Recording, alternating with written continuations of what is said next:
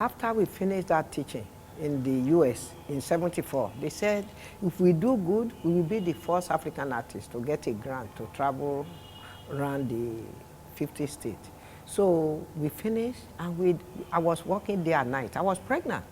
And then they said, so I now see that the women's loom that I'm teaching, men are coming to learn it. Then I said, is it not a taboo for a man to learn women's loom? They said, no. What a man is doing here, a woman can do the same thing. I said, okay.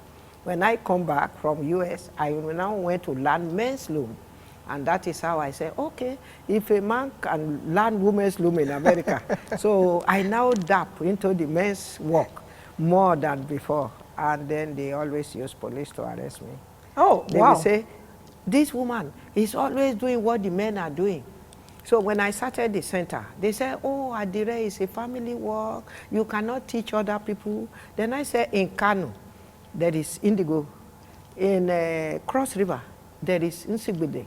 So this is a certain cloth in the Igbo land. They use it for ceremonial, even though you are not allowed to, unless they want to use it. But the Adire from Kano, the woman will do the tie-dye, the men will go and dye it. So the indigo pit has been there.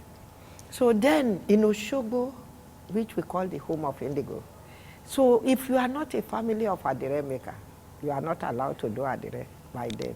So when I started, and they said, he's putting the American feminist. Anyway, in a short story, after I come back with my first husband, I trained the other wife that if this work can carry me to America, it can also carry me. That is how we become family.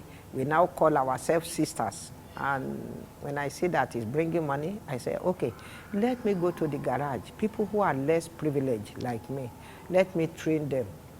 So that one is working. Then later on, they say, we don't want the natural indigo. And we cannot afford to buy the imported dye.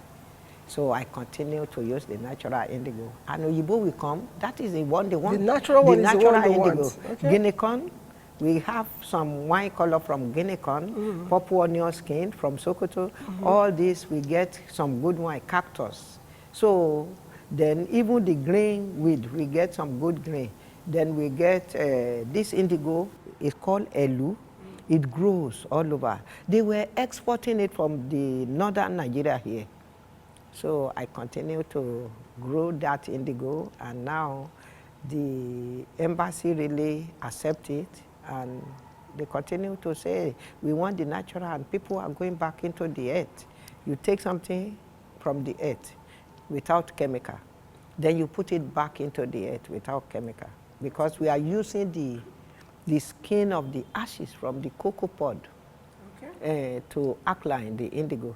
Then the thread we are using it grows on arere tree. That is the silkworm thread.